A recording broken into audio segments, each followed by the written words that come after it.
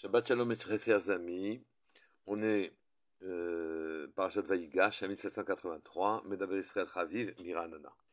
Il y a dans la paracha un passage étonnant qui dit Ve'ata al ta'atzvu, ne vous attristez pas, ne vous affligez pas. Ve'alichar be'inechem, ne vous reprochez pas à l'un à l'autre, qui machartem oti, pour m'avoir vendu Hena ici en Égypte. Qu'il est Michia Shalachani Elokim Lifnechem, car c'est pour que vous subsistiez que m'a envoyé Hachem ici devant vous, avant vous. Le pasuk poursuit Vayishlacheni Elokim Lifnechem, Hachem m'a envoyé devant vous, Lasum Lachem She'erit Baaretz, pour que vous puissiez subsister, exister encore sur terre, compte tenu des épreuves que vous allez subir en Égypte. Oui. Ul Chayotam, excusez-moi, lachem lefleta gedola, pour vous faire subsister lefleta gedola dans une grande délivrance. C'est difficile de parler de grande délivrance quand on parle d'une famine. On parle de délivrance, on parle de délivrer de l'épreuve. Une grande délivrance, ça veut dire quoi? Et puis avant ça, comment les Shvatim ont-ils pu se tromper? Comment des hommes de la dimension des enfants de Israël ont-ils pu se tromper? Pour que Yosef leur dise, mais non, mais détrompez-vous. Vous m'avez certes vendu, mais finalement, vous répondiez à un désir divin, un désir d'Hachem. Hachem devait nous envoyer en Galout. La Galout, il s'est avéré qu'elle devait se faire en Mitzrayim, en Égypte. Et donc, vous étiez en train de réaliser le projet divin, de faire descendre les Bnei Israël en Galout, en Égypte. Vous êtes restés fixés sur vos querelles internes, familiales. Oui. Vous êtes restés fixés sur la jalousie que vous aviez à l'égard de Yosef. Et à cause de cette jalousie, ou bien à cause du fait qu'il contestait votre autorité et la malchoute, la royauté de Yehuda, vous l'avez condamné et vous l'avez vendu. Vous n'avez pas vu qu'en vérité, vous étiez en train de suivre ce qu'Hachem avait décidé. Les Bnei Israël devaient descendre en Égypte. Et Yosef, il nous descendait là-bas, il devait nous y faire vivre. L'Égypte est un pays où des gens d'autres spiritualités ne pouvaient pas survivre. Yosef nous a précédés de manière à ce qu'on puisse rester dans le monde en tant que les Bnei Israël. Sa vertu, sa tzidkout, sa résistance à tout avéra, son refus de tomber dans la matérialité triviale, et finalement, on nous a permis de descendre dans de bonnes conditions en Égypte. Pourquoi se sont-ils trompés? Pourquoi n'ont-ils pas perçu cet aspect-là de la situation dans laquelle ils ne faisaient que d'obéir à la ligne que s'était tracée à Kadosh Baruch Hu de faire descendre les gens en Égypte, au point que Yosef leur dit, mais attendez, vous ne voyez pas qu'Hachem m'a fait descendre ici. Pour vous, c'est pas le fait que vous m'ayez vendu n'est qu'une péripétie circonstancielle. Finalement, votre jalousie n'est qu'une péripétie circonstancielle. Mais la vérité, c'est qu'on devait descendre en Égypte. Et moi, je vous ai devancé pour que vous puissiez subsister. La Gemara Shabbat dit, Daf Petet Amudbet, Amar Rabbi Chia bar Abba, Amar Rabbi Yochanan, Ra'ouy Haya Yaakov, normalement Yaakov, Avinu devait, Leired les Mitzrayim, descendre en Égypte, Beshal Shelot Shel Barzel, tiré, traîné par des chaînes de fer, et là Jesruto, mais les mérites qu'il a accumulés, le patriarche Yaakov, mais Jesruto, son mérite, Garmalo a provoqué qu'il ne descende certes avec des chaînes, mais pas des chaînes de fer, Bechevle Adam, tiré par l'amour, les chaînes de l'amour qu'il avait à l'égard de son fils Yosef, et qu'il est descendu en Égypte, Avotot Ahava, avec les liens créés par les sentiments qui le lient à Yosef. Rashi dit, Beshal Shelot Shel Barzel, Kederech Agolim. Il devait descendre en Égypte, Yaakov, le patriarche Yaakov, attaché avec des chaînes de fer, comme tous les exilés, vaincus, dans une détresse physique et morale. Et le mérite de Yaakov, le mérite de la vie de Hémet, qu'il a vécu dans le Hémet, a provoqué qu'Hachem a soulagé, qu'Emeri Me'ol, il a soulevé le joug qui devait peser sur les Béné Israël, sur leur joug, et il leur a permis de supporter la galoute, qui était prévue comme étant terrible. Plusieurs questions se posent. D'abord, pour quelles raisons les Shvatim n'ont pas le sentiment qu'ils sont en train d'accomplir le projet divin? Du tout. Ils en restent à leur querelle circonstancielle. Pour quelles raisons Yaakov devait-il descendre avec des chaînes de fer? Et qu'Akajouro a soulagé, du fait de son mérite, il ne l'a pas fait descendre comme un prisonnier, il l'a fait descendre tiré par Yosef. Étant entendu que de toute façon, les Israël devaient descendre en galoute, comme des exilés. Le Chidush Harim explique que Yaakov Avinu devait descendre en perdant tous ses niveaux spirituels. Et il faut supposer qu'effectivement, dans cette épreuve, une épreuve terrible comme celle-là, il y aurait suffisamment de ressorts et de puissance chez les Bnei Israël pour remonter et réacquérir tous les niveaux qui nous permettraient de nouveau d'aller au Sinaï, puisqu'il était prévu déjà dans la prophétie qu'on sortirait Berchouch Gadol avec des grandes richesses. Grandes richesses, entendez, matérielles, mais grandes richesses spirituelles. Donc de toute façon, on devait sortir du marécage égyptien, marécage pour la spiritualité, et retrouver notre niveau pour monter au Sinaï. Les Bnei Israël devaient descendre en Égypte sans être soutenus et secourus par le mérite du patriarche Yaakov. Et le patriarche lui-même aurait dû remonter la pente, et naturellement ses descendants aussi, pour retrouver un niveau spirituel élevé. Il reste des questions. Pour quelles raisons les frères de Yosef n'ont-ils pas compris que c'était la main divine qui les dirigeait?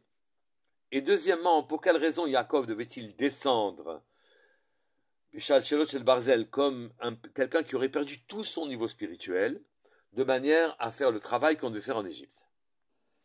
Les Chachamim nous expliquent qu'on devait descendre en Égypte pour pouvoir récupérer les étincelles perdues par Adam Arishon lors de la faute. La faute d'Adam Arishon a diminué son énergie, a diminué sa vitalité. Et cette vitalité a été dispersée dans le monde et naturellement a fait vivre, puisqu'il faut une vitalité pour les Rechaïm pour qu'ils vivent, cette vitalité a été animée, est allée animer les Rechaïm et d'autres créatures néfastes.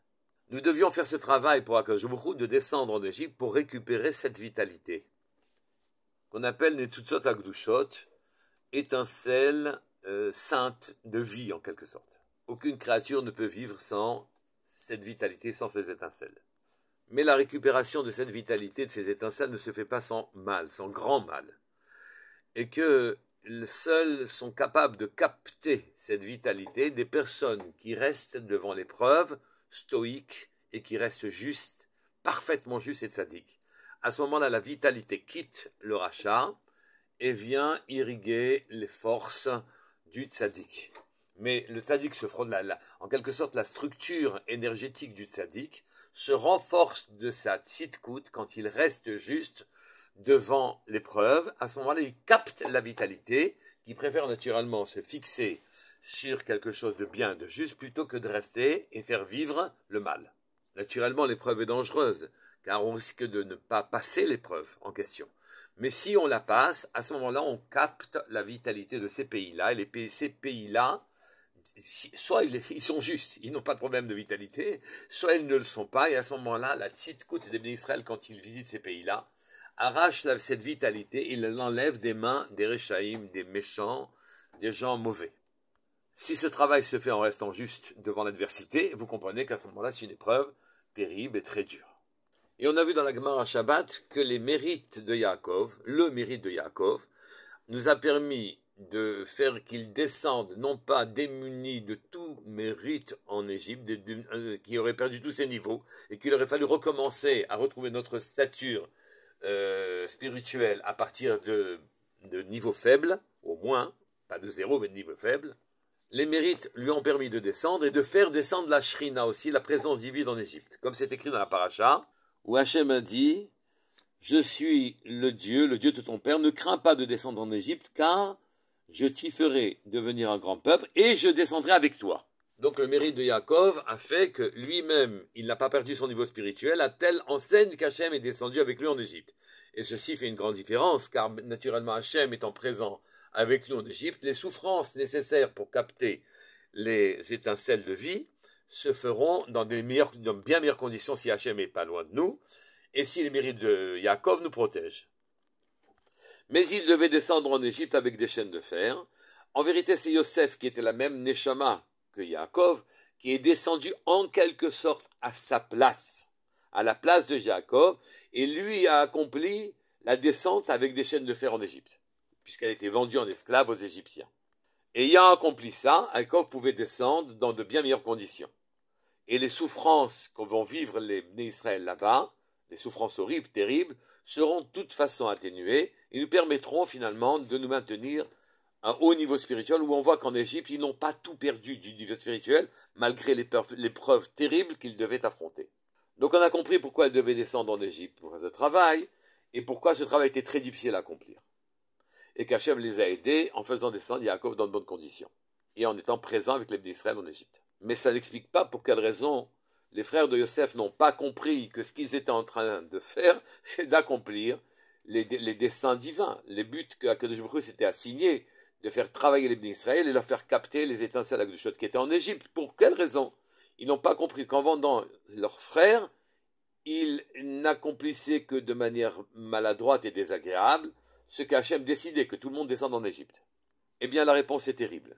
C'est que nous ne pouvons comprendre, nous ne pouvons nous représenter une situation que d'après le niveau de spiritualité, d'énergie que nous avons. Nous ne faisons qu'interpréter les situations. Et ce qui est accessible à notre niveau spirituel, à notre niveau d'étincelle de Gdusha, alors il est appréhendable avec une logique humaine. Nous sommes énervés contre Yosef, et donc nous le vendons. On ne voit pas qu'en vérité, ceci n'est qu'un épiphénomène de la volonté divine. Loatem shalachtem, dit le pasuk, oti hena, qui est Elohim, qui a Elohim. C'est pas vous qui m'avez fait envoyer ici en Égypte, c'est Hachem qui m'a envoyé en Égypte. Vous n'avez été que des circonstances matérielles de ma descente en Égypte, dit Yosef à ses frères. Et vous ne le voyez pas, vous ne le comprenez pas, vous vous arrêtez aux circonstances dans lesquelles je suis descendu en Égypte, car votre structure énergétique, votre stature en étincelle divine est insuffisante pour prendre conscience du dessein divin. Votre conscience n'est pas capable de monter au niveau où c'est Hachem de comprendre que c'est Hachem qui fait tout, que vous fassiez le bien ou le mal. S'il vous laisse faire le mal, c'est pas vous qui le faites. Ça va se traduire par un bien. Mais c'est lui qui a une idée. C'est Hachem qui a l'idée de ce qui va se passer ensuite. Yosef va devenir roi. En fait, tout est une bataille entre la pureté et l'impureté dans le monde. Entre des nitzutzot qui ont été kidnappés par des rechaïm, qui dépensent leur vie, leur énergie en des choses vaines et en des choses mauvaises, et qu'il y a des tzadikim qui, eux, vont capter cette énergie-là et vont grandir.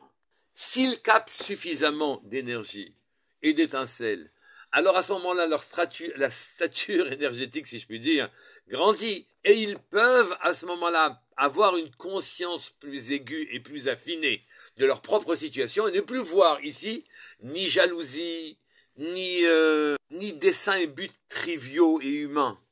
Ils prendront conscience de l'aspect divin qu'il y a dans toute chose. Nous devons avoir conscience et comprendre fait et cause qu'en vérité, tout est une bataille entre la Touma et la Tahara dans le monde, entre la pureté et l'impureté. Et à ce moment-là, les personnes qui se proposent à faire ce travail, on ne se propose pas toujours, Hachem nous oblige à le faire. Si elles ont un niveau élevé, se rendent compte que c'est Hachem qui est en train de les guider, et sinon, elles ont une représentation qui correspond à leur niveau spirituel, et elles interprètent la situation en disant jalousie, guerre, etc. Le pasuk a dit Ve'ata lo atem shalachtem oti hena. Maintenant, vous comprenez, ou moi je comprends même, Yosef, que c'est pas vous qui m'avez envoyé ici. C'est Hachem qui m'a envoyé ici, en Égypte. Cette chose-là, dit le Rabbi de Sonim, est un moussard pour nous tous. Il faudrait que chaque personne comprenne que toute notre matérialité, que l'on croit guidée par les actes que l'on fait, que l'on commet en bien ou en mal, toute notre matérialité est en vérité dirigée par Hachem. C'est pas vous qui faites la chose. Sinon, si jamais cette chose-là ne s'inscrit pas dans l'histoire prévue par Hachem lui-même, elle ne se réalisera pas. Que vous soyez compétent ou incompétent, ça ne change rien. Nous devrions tous prendre conscience de Ki Ha-Elokim. C'est Hachem qui dirige notre vie pour les besoins de ses desseins à lui. Nous suivons la trace et les routes qu'Hachem veut que l'on suive pour que le monde arrive là où il doit arriver. Les Biat HaMashiach, Shabbat Shalom Mevorach, Kol Tov.